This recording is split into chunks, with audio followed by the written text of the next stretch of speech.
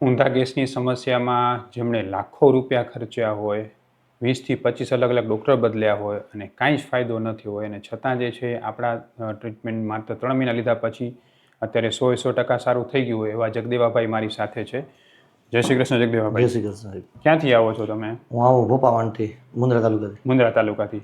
તો મુન્દ્રા તાલુકાથી તમને આપણી હોસ્પિટલની જાણ કઈ રીતે થઈ હતી? આપણે વિડીયો પર, ફેસબુક પર વિડીયો જોયા હતા. તો વિડીયોમાં જે રીતે પેશન્ટને સારું થઈ જતું હતું, જે રીતે બધું મટી જતું હતું, એટલું જ તમને સારું થઈ ગયું? એટલું સારું. બરાબર છે. તો હવે મને કહેશો તમને શું શું તકલીફ થતી હતી? મને સાહેબ ગેસ ભરો હતો, બરોબર, ખાવાનું ભાવતું ને પેટ ફૂલાઈ જતું, પછી કામ કરવાનું મન ન થાય અને વેમ પડે આપણને એમ થાય અટક આવશે, મુંજારો થાય અંદર. બરાબર. બધી તકલીફ. અને એ કેટલા વર્ષથી તકલીફ થતી હતી? એ મને 2-3 વર્ષથી તકલીફ હતી. 2-3 વર્ષથી તકલીફ થતી. બરાબર છે. અને એના માટે લગભગ કેટલા ડૉક્ટર બદલ્યા છો? ડૉક્ટર લગભગ 20 થી 25 ફેર્યું છે. એ બધા કે છે એ આપણે ગોળી ખાઈ તો અડધો કલાક રાસ્ટ મળે, પછી એ નહીં. રોજની કેટલી ગોળી ખાવી પડતી? ગોળી 2 થી 3 ખાવી પડે. 2 થી 3 રોજની ગોળી ખાવી પડતી ગેસ માટે. બરાબર. ફરજિયાત ખાવી પડે. આપણે અહીંયા જે તમને બસ્તી સારવાર પંચકર્મની કરાવી અને આજે 3 મહિનાની દવા થયો, તમને કેટલા ટકા રાહત લાગે છે? 100% ફરક છે. ગેસ 100% રાહત છે. બરાબર છે. એટલે તમે સમજો કે તમે લગભગ 20-25 ડૉક્ટર બદલાવ્યા, 4-5 વર્ષથી તકલીફ હતી ગેસની, રોજની 2-3 ગોળી ખાતા, કેટલો ખર્ચો કરી નાખ્યો હશે? 3 થી 4 લાખ રૂપિયા ખર્ચો. 3 થી 4 લાખનો ખર્ચો કર્યો હશે, છતાં જે ફાયદો નહોતો થયો એ આપણી 3 મહિનાની દવાથી 100% થઈ ગયો. 100% ફરક. બરાબર છે. હું ડૉક્ટર વિશાલ પંડ્યા, એક MD આયુર્વેદ ડૉક્ટર છું. મેં મારો 10 વર્ષ સુધીનો MD આયુર્વેદનો અભ્યાસ જામનગરની વિશ્વ પ્રસિદ્ધ આયુર્વેદ કોલેજમાંથી કરેલો છે. 2011થી એટલે કે છેલ્લા 13 વર્ષથી હું ગાંધીધામ કચ્છ ખાતે NABH માન્યતા પ્રાપ્ત પંચકર્મા આયુર્વેદ હોસ્પિટલ ચલાવું છું. અમે 2 રીતે સારવાર કરતા હોઈએ છીએ. સૌથી પહેલાં તો કચ્છ કે એની આસપાસના દર્દીઓએ હોસ્પિટલમાં રૂબરૂ બતાવવા માટે આવવું, અને બીજું કચ્છથી દૂર રહેતા દર્દીઓ માટે ઘર બેઠા ઓનલાઈન દવા પણ મંગાવી શકે છે. વધુ માહિતી માટે નીચેના નંબર ઉપર હાય લખીને વોટ્સએપ કરો એટલે તમને ફીસ કેટલી છે, કોર્સ કેટલો કરવો પડશે વગેરે માહિતી વોટ્સએપમાં મોકલી આપશું.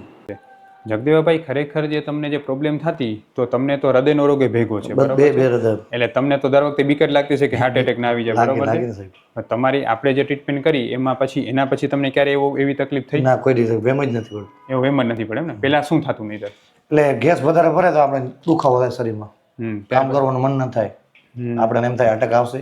શું કામ કરો છો તમે? ગાડી હલાવો. ગાડી હલાવો છો. તો ગાડી તમે હલાવતા તો બીક વધારે લાગે, કારણ કે સતત ટ્રાવેલિંગમાં રહેવાનું. હા, સતત ટ્રાવેલિંગમાં હોય એટલે મુશ્કેલી વધારે પડે. હવે ખરેખર જે છે એ જગદેવાભાઈને જે પ્રોબ્લેમ હતી એમાં એમને હૃદયની નળી બ્લોકેજ છે અને સાથે સાથે જે છે BP છે, કોલેસ્ટ્રોલ વધારે હોય. આ બધાની સાથે એમને ખરેખર મેઇન તકલીફ શું છે? તો મેઇન તકલીફ એમને છે, એમને પાચન શક્તિ નબળી છે. એટલે લાંબા સમયથી આ પ્રોબ્લેમ હોવાને કારણે સતત જે છે ગેસ ઊંધો ચડ્યા રાખે છે અને પ્રોબ્લેમ થાય છે.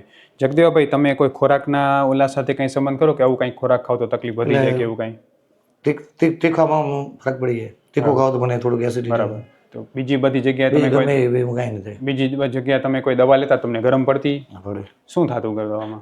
આજાર જેવું થાય. આજાર જેવું થાય. હવે એ પણ મારી નમ્ર વિનંતી છે કે તમે કોઈ પણ જગ્યાએ આયુર્વેદ સારવાર લેતા હો, એ પછી તમે કોઈ પણ ડૉક્ટર પાસે લેતા હો કે પછી તમે હોસ્પિટલમાંથી લેતા હો, કોઈ મેડિકલ સ્ટોરમાંથી લેતા હો કે ગમે ત્યાંથી લેતા હો, જો તમને દવા ગરમ પડે છે તો તાત્કાલિક દવા બંધ કરો. આયુર્વેદની દવા ગરમ જરાય નથી, પણ જો તમારી પ્રકૃતિ પ્રમાણે દવા ન થઈ તો તમને ગરમ પડી શકે છે. જગદેવભાઈ, આપણી દવા ક્યારે ગરમ પડી નથી? પડી મને કોઈ. એનું કારણ એ છે કે આપણે પ્રકૃતિ પ્રમાણે દવા કરીએ છીએ. તમારી પ્રકૃતિના અંદાજે આપણે દવા કરતા હોય, પરફેક્ટ ધ્યાન રાખીને દવા કરતા હોય, એટલે આપણી દવા ક્યારેય ગરમ નથી પડતી. એટલે જે લોકોને આયુર્વેદ દવા ગરમ પડતી હોય એ લોકો અમારો સંપર્ક કરી શકે છે. અમારી આયુર્વેદ દવા કોઈને ગરમ પડતી હોતી નથી. અમે ઓનલાઈન અને ઓફલાઈન બંને રીતે દવા કરતા હોઈએ છીએ. જગદેવભાઈ, તમે જ્યારે પંચકર્મ કરાવ્યું તો પંચકર્મ કરાવથી દિવસે દિવસે શરીરમાં સુધારો વધતો જતો હતો? બરાબર છે. અને ચક્કર આવતા ચક્કર બંધ થઈ ગયા. ચક્કર બંધ થઈ ગયા, ઓટોમેટિક થઈ ગયા. બરાબર ને? પહેલા શરીરમાં સીધું ગભરામણ, ચક્કર બધું બંધ થઈ ગયું. બરાબર છે. પંચકર્મથી દિવસે દિવસે સ્ફૂર્તિ વધતી જતી હતી. બરાબર છે. એટલે એ પણ મારી નમ્ર વિનંતી છે કે તમે કોઈ પણ જગ્યાએ પંચકર્મ સારવાર કરાવો તો ખાસ પહેલાં એને પૂછો કે આ ટ્રીટમેન્ટ કરવાથી મને નબળાઈ તો નહીં આવી જાય ને, કે મને કાંઈ બીજો પ્રોબ્લેમ તો નહીં થાય ને. આયુર્વેદની આપણી જે પંચકર્મ સારવાર કરાવીએ છીએ એ જ્યારે નબળાઈ નથી આપતી, દિવસે દિવસે સ્ફૂર્તિ વધતી જાય છે. એટલે આ ખાસ જરૂરી છે, જે આપણે બધાને જાણવું જોઈએ. બીજું, સોશિયલ મીડિયામાં ઘણા બધા વિડીયો આવતા હોય છે. ડાયરેક્ટ તમે કોઈ પણ વિડીયો જોઈને દવા કરાવો એના કરતાં પહેલાં એ જુઓ કે તમારા જેવા રોગ મટાડ્યા છે એવો એની પાસે વિડીયો રિવ્યૂ કે અનુભવ કાંઈ છે કે નહીં. અને બીજા નંબરે ખાસ તમે એ જુઓ કે એ ડૉક્ટર પાસે BMS કે MDની આયુર્વેદની ડિગ્રી છે કે નહીં. આ વસ્તુ જોયા પછી જ તમે કન્ફર્મ કરો કે આની પાસે આપણે આયુર્વેદ સારવાર કરાવી છે. જગદેવભાઈ, તમે જે પહેલાં કાંઈ પણ ખાતા કે કાંઈ પણ થતા તો શું થઈ જતું? પેટ ભારે થઈ જાય, એસિડિટી જોર કરી જાય, ગભરાટ થાય. અને પહેલા જે 3 ગોળી તમે એસિડિટીની ગોળી ખાતા, ફરજિયાત ખાતી.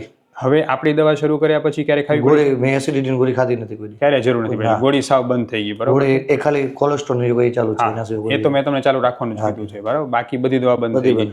તો તમને જે છે એ આપણી આયુર્વેદની સારવારથી તમે 100% સંતુષ્ટ છો? સંતોષ એકદમ. અને બીજું કે જે તમારી દવાઓ બંધ થઈ એના પછી કોઈ વિલાયતી એલોપેથીની કોઈ પણ પ્રકારની એસિડિટીની કે ગોળી ખાવાની જરૂર પડી છે? નથી. તો એ પણ બહુ અગત્યનું છે કે વર્ષોથી ગોળીઓ ખાતા હોય, સતત લેવી પડતીની આદત પડી ગઈ હોય, છતાં આપણી સારવાર લીધા પછી એની આદત પણ મુકાઈ ગઈ હોય અને શરીરમાં પાચન ખૂબ સુધરી ગયું હોય. જગદેવભાઈ, પહેલા કરતાં પાચનનો સુધાર કેટલો લાગે? એટલે સમજી લો ને, મને તમે જે મને દવા લીધી ને એનામાં 100% જ ફરક છે. હવે તમે જે પહેલા મને કબજિયાતનો અસર હતી એ નથી, બરાબર, ગેસમાં પેટ ફૂલાવણ નથી, અને એસિડિટી નથી. પહેલા તમે જે ખોરાક ખાઈ શકતા એનાથી હવે ખોરાક વ્યવસ્થિત જમી શકો? વધારે. બરાબર. પહેલા એવું થતું ને કે અમુક ખોરાક ખાતા તો તરત તમને પાચન બગડી જતું હશે, એવું શું થતું? કઈ વસ્તુ ખાતા થઈ જતું? ગમે એવું સબ્જીમાં આપણે તીખું તળેલું વધારે આવી જાય તો પછી રાતે વીર જ ન ભાવે. હવે તમે કાંઈ નહીં, ગમે એ ખાવું શકો, કોઈ પણ વસ્તુ, કારણ કે તમે તો ડ્રાઈવર છો એટલે બહાર જ જમવું પડે, તો આરામથી લઈ શકો છો, આરામથી ખાઈ શકો. એટલે આ ઘણા બધા લોકોને એવી માન્યતા હોય છે કે આયુર્વેદ સારવાર જ્યાં સુધી લેશું ત્યાં સુધી સારું થશે કે એવું બધું. પણ ખરેખર આયુર્વેદ સારવારમાં ફાયદો શું છે? એક વખત રોગ મટ્યા પછી ફરીથી થતો નથી. આ મેન આપણી ટ્રીટમેન્ટ છે. અને એમાં પાચન સુધારવાની વસ્તુ પર આપણે ખાસ ધ્યાન આપીએ છીએ અને એમનું પાચન અત્યારે ખૂબ સારું સુધરી ગયું છે, એટલે એટલો સારો રિઝલ્ટ મળે છે. જગદેવભાઈ, તમારા જેવા કેટલા એવા દર્દીઓ છે બિચારા કે જે વર્ષોથી હેરાન છે, જે લોકો તમારી જેમ કોઈને કોઈ બહાર કામ કરે છે, ડ્રાઇવિંગ કે એવું કંઈ કરે છે, એવા લોકોને તમે આપણી આયુર્વેદની સારવાર વિશે અહીંયા તમને જે અનુભવ થયો, નિદાન થયું, એના વિશે તમે શું કહેશો? હું એમ કહું છું કે ગેસની બહારથી દવા લે તો અહીંયાથી દવા લીધી કે ભાઈ ફરક તો પડે. પૈસા ખોટા ફાલતુ જાય ફરક ન પડે એનો મતલબ નથી. હા, તમે કેટલા રૂપિયા? મેં 4 લાખ રૂપિયા નાખ્યા, બરોબર, મને ક્યાંય ફરક ન પડ્યો. આ રોજની 3 જેટલી વાર જમો એટલી વાર ગોળી 3 ખાવું ભૂખ. ઓહો, બરાબર. એની બદલે આપણી દવાથી વ્યવસ્થિત થઈ વ્યવસ્થિત. અને છતાં કોઈ આડઅસર નહીં. અને એના કરતાં સસ્તી પાછી. સસ્તી. 100%. ખૂબ ખૂબ ધન્યવાદ જગદેવભાઈ. જય શ્રી કૃષ્ણ. નમસ્તે.